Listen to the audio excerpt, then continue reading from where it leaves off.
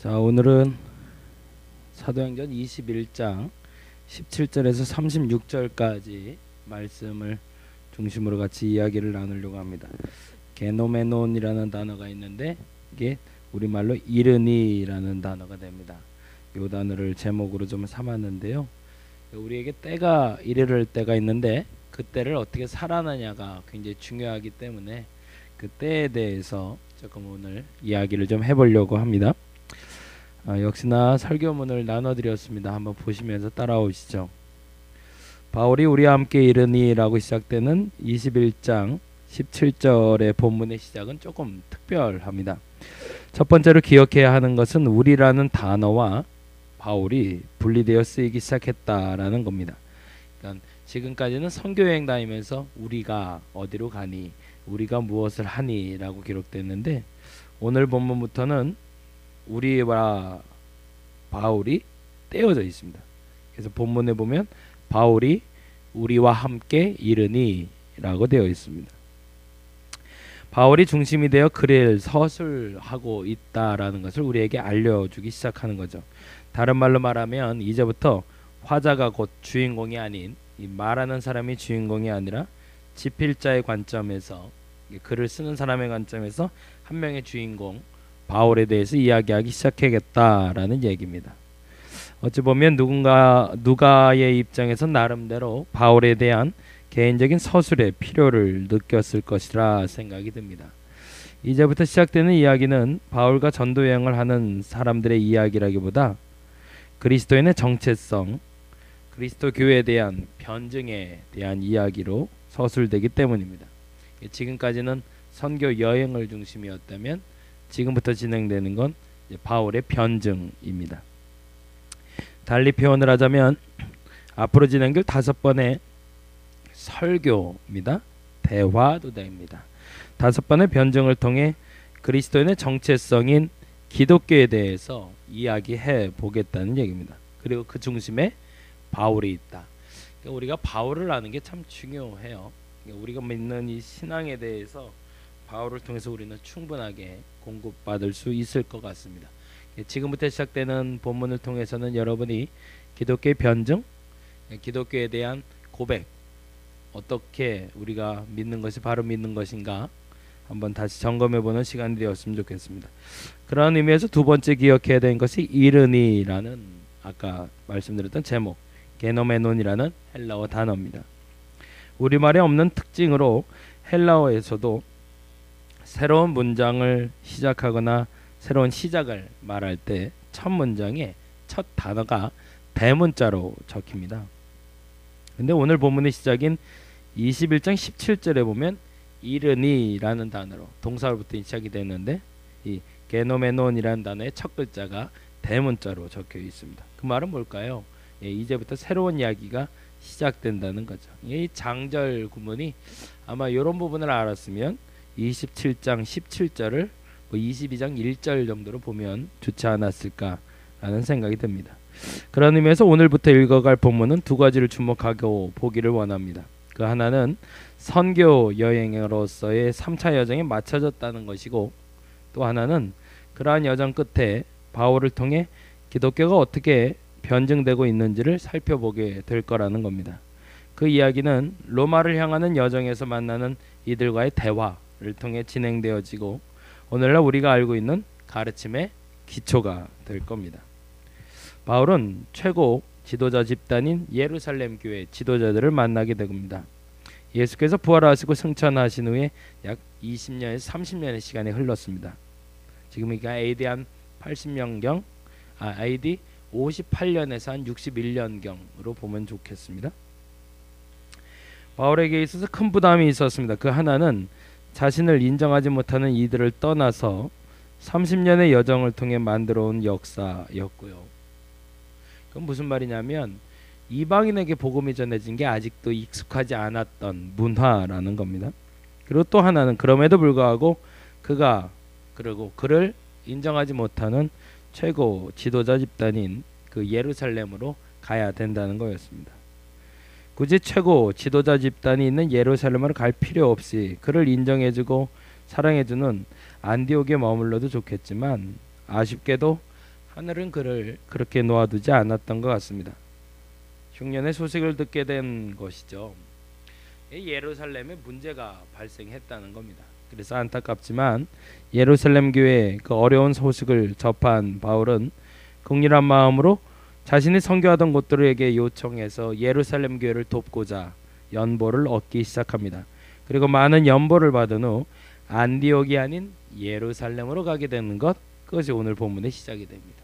사실 그곳에 가는 여정에 수많은 이들이 그가 그곳에 가는 것을 꺼리는 권면을 듣습니다. 거기 가면 죽습니다. 거기 가면 잡힙니다. 등등의.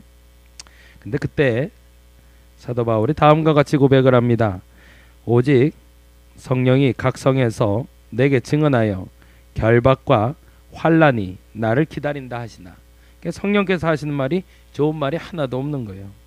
결박당하고 환난당하고 내가 달려갈 길과 주 예수께 받은 사명 곧 하나님의 은혜의 복음을 증언하는 일을 마치려 하면은 나의 생명조차 조금도 귀한 것으로 여기지 아니하노라. 이게 사도 바울의 고백이었죠. 사실은 오늘 하고 싶었던 얘기의 요지는 여기에 있습니다. 성령께서 하고자 하시는 일이 나를 괴롭게 하는 일이라 할지라도 나는 나의 갈 길을 마치리라. 저와 여러분의 믿음의 고백이 되기를 간절히 바랍니다. 그리고 도착한 예루살렘, 그것은 야고보 곧 예수님의 친동생입니다. 예루살렘의 수장이 되는 이와 70명의 장로들도 있었습니다. 그리고 환대하며 그를 맞이합니다. 혹자들은 그렇게 얘기합니다. 바울을 기쁘게 맞이한 이유는 순수하게 복음이 지속적으로 전파되고 있음에 대한 기쁨이었다라고. 그래서 환대했다. 근데 반면에 어떤 학자들은 그렇게 얘기합니다. 예루살렘 교회에 어려움이 닥쳤는데 그 어려움을 돕기 위해서 바울 일행이 가져온 그 연보 때문에 기뻐했다. 뭐 어떤 것을 가지고 기뻐했다는 것은 당연한 것 같지만 어찌 보면 후자로 보자면 좀 속상한 건 맞습니다. 돈을 보고 좋아한 거니까요. 근데 당시 지도자들의 행동이 과연 그랬을까 싶습니다. 그렇지 않았겠죠. 그런저런 사연으로 예루살렘에 도착한 바울은 그리고 그 글을 적는 누가와 그의 일행들을 맞이한 이들을 그간 소식을 듣게 됩니다. 1차 선교여행 때 바나바와 있었던 일들, 그리고 2차 빌립보로 가다가 마게도냐인을 만나서 돌아왔던 일들, 그리고 또한 만났던 기분 좋은 사건들, 감옥에서 감옥이 열리는 일들, 무엇보다 3차 에베소 지역에 서 있었던 2년간의 사역의 열매들에 대해서 아주 기분 좋게 나눴을 것 같습니다. 그리고 그렇게 세월은 20년이 흘러간 겁니다. 그렇게 만들어 놓은 새로운 역사에 대한 감격도 기쁨도 눈물도 있었습니다. 그리고 시간 가는 줄 모르고 그 행복한 이야기를 나누었겠죠. 21장 21절에서 보면 다음과 같은 말이 기록되어 있습니다. 그들이 듣고 하나님께 영광을 돌리고 바울더러 이르되 형제여 그대도 보는 바에 유대인 중에 믿는 자 수만 명이 있으니 다 율법의 열성을 가진 자라. 내가 이방에 있는 모든 유대인을 가르치되 모세를 배반하고 이들에게 할례를 행하지 말고 또 관습을 지키지 말라 한 말 그들이 들었도다. 이 얘기는 조금 설명을 드려야 돼요. 내 이야기를 듣고 보니 너무너무 좋다는 겁니다. 잘했네, 잘 전했네, 복음이 전해졌으니 얼마나 좋냐. 근데 오해하지 말고 들었으면 좋겠다. 다 좋은데 우리 가운데 이미 수만 명의 그리스도인들인 거 알지? 근데 그들이 몇몇의 문제를 제기했다는 거죠. 사실 너도 유대인이고 율법을 알지만 그게 문제가 된다는 겁니다. 뭐가? 야고보의 요지는 조금 심각한 분위기로 변하면 다음과 같은 이야기를 꺼냅니다. 이방에 있는 모든 유대인들을 가르치며 그런 적 있냐? 혹시 모세를 배반하고 할례를 받지 말라고 심지어 관습을 지키지 말라고 전한 적이 있냐? 라고 말하고 있는 겁니다. 이렇게 물었는지 그런 소문이 들린다고 못 받고 얘기했는지는 모르지만 오늘 본문을 보니 아마 사실 확인은 또 안 했던 것 같아요. 단지 기정사실화 해버리고 넘어가는 겁니다. 마치 바울이 그렇게 했다고 믿고 가버리는 거죠. 얼마나 아쉬웠을까 싶습니다. 복음 전함에서 변명할 기회도 있을 법한데 기독교인들끼리, 그것도 예루살렘 최고 수장이란 사람들과 만나서 하는 이야기에 한 번에 변호 시간도 주지 않은 채 바울을 책망하고 있는 겁니다. 그리고 이야기합니다. 내가 그럼에도 다 이해하는데 다른 일을 하나 했으면 좋겠다. 그리고 22절에서 25절까지 다음과 같이 기록됩니다. 그러면 어떻게 하면 좋을까? 라는 얘기죠. 그러면 어찌할까? 그들이 필연 그대가 온 것을 들으니, 그들이 필연에 그들은 아마 그 율법을 지키지 않는다고 말했던 사람들을 말하는 것 같아요. 그대가 온 것을 들으리니, 바울이 온 것을 알게 되었으니 우리가 말하는 이대로 좀 하면 좋겠다. 서원한 네 사람이 우리에게 있으니 그들을 데리고 함께 결례를 행하고 그들을 위하여 비용을 내어 머리를 깎게 하라. 그러면 모든 사람이 그대에 대하여 들은 것을 사실이 아니고 그대도 율법을 지켜 행하는 줄 알 것이라. 주를 믿는 이방인에게는 우리가 우상의 제물과 피와 목매어 죽인 것과 음행을 피할 것을 결의하고 편지하였느니라. 나도 이전에 이 편지를 알고 있는데 라는 전제가 깔리는 거죠. 예전에 우리 문제 있을 때 있잖아. 그때 이방인에게 우상의 제물 피하고 피 먹지 말고 목매어 죽인 것 음행만 피하면 복음 받아들일 수 있어 라고 얘기한 건 나도 아는데, 그럼에도 불구하고 이런 일을 통해서 오해가 생기니 그 오해를 빠져나오자는 얘기입니다. 그래서 때마침 결례를 행할 사람 4명이 있는데 그들과 함께 결례를 행하고 적당히 한번 피해 보자는 얘기죠. 유대인들에게는 일시적인 나실인, 구별된 사람들에 대한 규례가 있었습니다. 서원한 날에 이르기까지 머리를 깎지 않고 죽은 것을 만지지 않고 독주를 마시지 않는 등 여러 가지 경건의 규칙을 정해놓고 본인이 서원한 기간을 지켜가는 겁니다. 그 기간은 약 7일 정도가 걸리고요. 그 후 기간이 맞춰지면 머리를 자르며 경건을 경건하게 잘 마쳤다고 정리하는 시간을 갖게 되며 성전에 예물을 드리게 되는데, 그게 이제 민수기 30장 1절에서 8절을 보시면 좀 더 이해가 됩니다. 그 일을 할 사람이 때마침 4명 정도가 있다는 거죠. 바울도 그래서 같이 하라는 겁니다. 사실 바울 역시도 이스라엘의 규례에 따르면 이방 땅에 여행을 하고 온 사람은 이미 몸이 더럽혀졌기 때문에 이 나스린의 서원을 행할 기회를 제공받게 되거든요. 그러니 이 결례에 같이 머리를 자르는 일로 맞춰서 궁합을 한번 맞춰보자는 얘기입니다. 그런데 대신 이 비용은 바울이 좀 대라. 얘들이 좀 가난하니까 바울 당신이 이 4명에 대한 규례 비용을 좀 대서 이 율법을 지키는 것처럼 여겨지게 한 다음에 당신도 이 어려움에서 좀 빠져나가라 라고 이야기를 하는 거죠. 일거양득이라고 얘기하는데 바울은 이렇게 보던 손해보고 저렇게 보던 손해보는 상황입니다.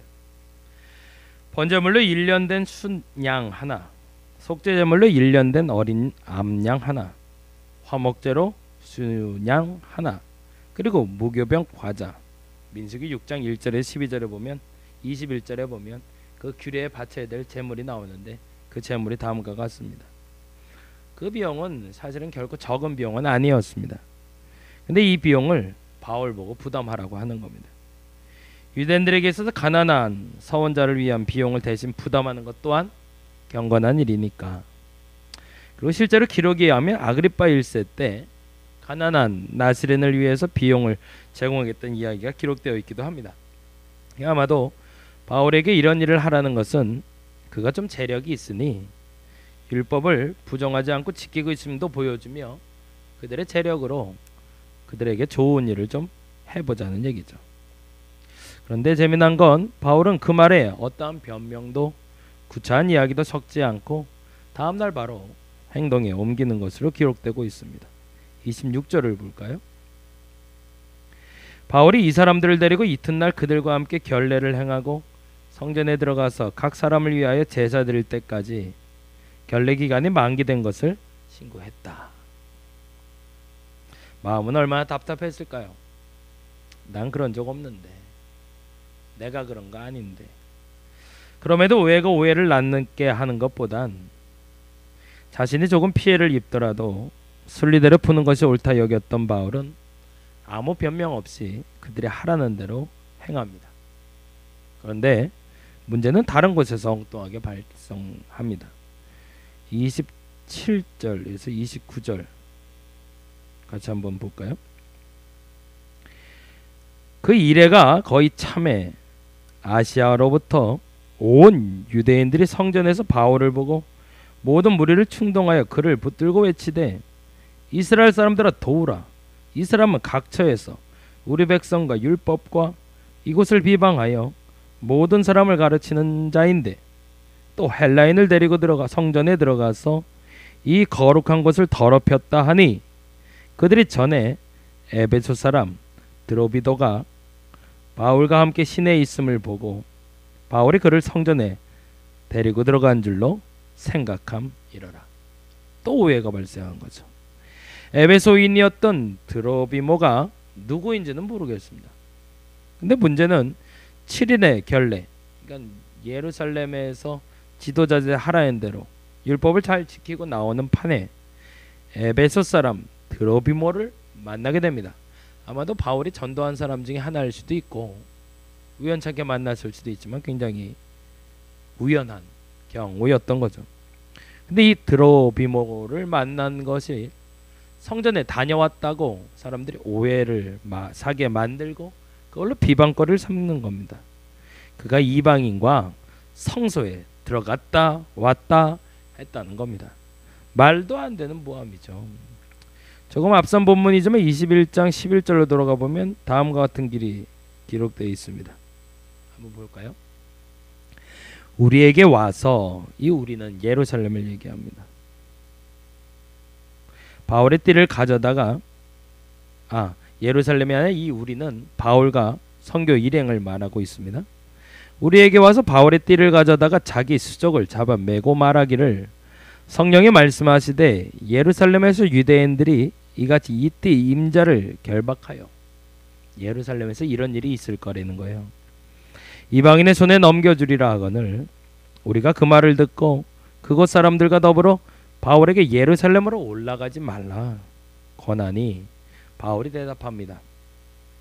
여러분이 어찌하여 울어 내 마음을 상하게 하느냐. 나는 주 예수의 이름을 위하여 결박당할 뿐 아니라 예루살렘에서 죽을 것도 각오하였노라 하니 그가 권함을 받지 아니하므로 우리가 주의 뜻대로 이루어지이다 하고 그쳤노라. 그렇게 마칠 일이 아니었던 것입니다. 그러니까 뭐 예루살렘 지도자들이 말한 대로 그 율법을 지킨다 한들 그렇게 본인이 손해 본다고 해결되지 않을 거를 바울이 알았다는 얘기죠. 오해가 그렇게 한 번에 사라지는 것이 아니었다는 거죠. 이번에 뭐 국민의당에서 뭐 문준용 씨 사건으로 무슨 조작 사건이 또 있어서 난리가 있는데 뭐 오해라는 게 그렇게 쉽게 풀리는 게 아닙니다. 조금 더 정직해야 되고 그리고 과정은 반드시 넘어가야 되는 거죠.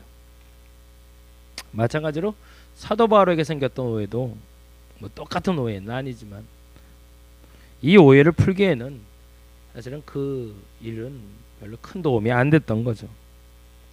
그의 침묵의 이유가 아마 거기 있었던 것 같습니다. 알고 있었던 거죠. 그리고 굳이 변명할 필요도 수고로 그들과 논쟁할 필요도 없었음을 사도 바울은 이미 알고 있었다는 겁니다. 왜냐하면 바울의 띠를 가져다가 수족을 잡아매고 성령이 예루살렘에서 유대인들이 이같이 이 띠 임자를 결박하고 이방인의 손에 넘겨줄 것을 미리 알려줬으니까. 그게 사실 하나님의 뜻이었으니까. 내가 어려움을 당하는 게 하나님 뜻이었으니까. 그래서 바울은 그것을 받아들이고 있다라는 겁니다. 여러분 그렇게 하실 수 있겠어요? 하나님의 뜻이니까 순종할 수 있을까요? 바울은 그렇게 하고 있습니다. 우리의 삶 중에 반드시라는 말은 아쉽지만 꼭 넘어야 될 산이 있어요. 그 산은 비껴나고 싶어도 어느 순간 또다시 내 앞에 찾아와 서 있습니다. 부모로서 아이를 낳고 키우는 일이 그러한 일입니다. 아이가 자라며 겪어야 될 아이들의 신앙적인, 신체적인, 정신적인 고통 또한 그러한 문제입니다. 문제는 그러한 것들이 닥쳐올 때 어떻게 대응하는 것이 옳은가라는 것을 오늘 본문을 통해 우리에게 알려주고 있습니다. 예수님은 십자가에 달려 돌아가실 때 수많은 오해와 편견 가운데 아무 대꾸도 아니하시고 묵묵히 자기의 길을 가셨습니다. 바울은 수많은 오해와 편견 가운데 결국 법정 앞으로 가게 됨에도 불구하고 묵묵히 자신의 길을 가고 있습니다. 여러분에게도 주어진 길이 있습니다. 그 길에서 벗어나지 않는 것이 중요합니다. 그리고 비껴가지 말고 묵묵히 넘어서시기 바랍니다. 비껴간다고 해서 그 산이 사라지지 않습니다. 어느 날 그 산은 또 내 눈앞에 서 있을 겁니다. 여러분이 넘어서지 않는 한 넘어가야 됩니다. 다시 앞서 읽었던 바울의 고백을 통해서 우리가 다시 점검받았으면 좋겠습니다. 사도행전 20장 23절에서 24절에 있는 말씀인데요. 오직 성령이 각 성에서 내게 증언하여 결박과 환난이 나를 기다린다 하시나. 뭐라고요? 성령께서 말씀하십니다. 내 길이 형통하리라. 아니요. 내 길에 결박과 환난이 있을 것이다. 그것이 너희를 기다릴 것이다. 그때 뭐라고 얘기하죠? 내가 달려갈 길과 예수께 받은 사명 곧 하나님의 은혜의 복음을 증언하는 일을 마치려 하면은 나의 생명조차 조금도 귀한 것으로 여기지 아니하노라. 저는 이 부분에 주목하고 싶었습니다. 나의 달려갈 길, 주 예수께 받은 사명 곧 하나님의 은혜의 복음을 증언하는 일을 마치려 하면은 이라는 단어입니다. 내가 달려갈 길을 마치려 하면은 생명조차 귀한 것으로 여기지 아니하리라. 끝까지 가리라. 이래서 넘어지고 저래서 넘어지고 맞아, 넘어질 수 있어. 그러나 끝까지 가리라. 저와 여러분의 신앙이 그랬으면 좋겠습니다. 이런 상황 때문에 넘어지고 저것 때문에 넘어지면 그건 신앙이 아닙니다. 예수께서 가신 길이 그러했습니다. 공생의 3년을 마치는 십자가의 길이 그러했습니다. 넘어설 수 있는 길이 아니었습니다. 그런데 넘어서 가셨습니다. 바울이 간 길이 그랬습니다. 예루살렘에 가면 죽는다는 것을 알고 그는 묵묵히 그 길로 가고 있습니다. 산을 만난다고 파도를 만난다고 멈추지 않기를 바랍니다. 그냥 산은 또 있을 겁니다. 파도도 또 있을 겁니다. 그저 묵묵히 대꾸하지 마시고 불평하지 마시고 그 길을 가시기 바랍니다. 그리고 그 길에 스스로 벗어나려고 애쓴다고 되는 일은 아니기 때문입니다. 언젠가 그 길에서 벗어나지 않는 나를 예수께서 알아주실 겁니다. 그리고 예수께서는 그 마지막 순간에 다음과 같이 이야기하셨습니다. 전 이 말이 참 좋습니다. 다 이루었다. 분명히 그렇게 말씀하셨습니다.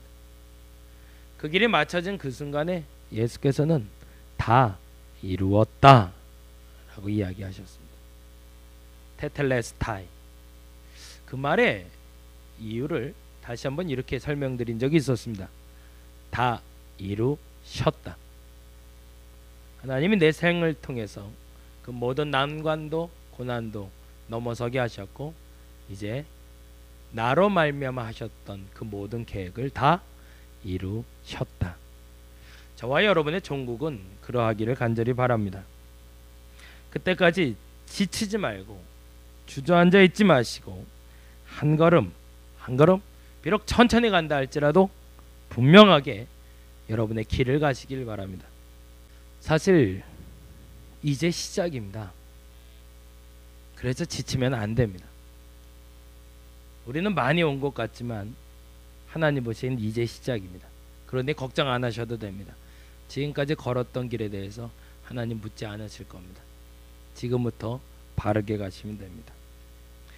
게노메논, 그날이 이르렀습니다. 이제 시작해 보려고 합니다. 저와 여러분에게 시작된 이 신앙의 여정, 이 삶의 여정에 고난이 없기를 구하기보다 그 고난을 당당히 이겨내고 묵묵히 여러분이 그 산을 넘고 그 파도를 넘어서 하나님의 사명을 감당할 수 있는 저와 여러분, 그래서 그 길의 끝에서 우리 같이 조우할 수 있는 저와 여러분이 되기를 간절히 바랍니다. 기도하겠습니다.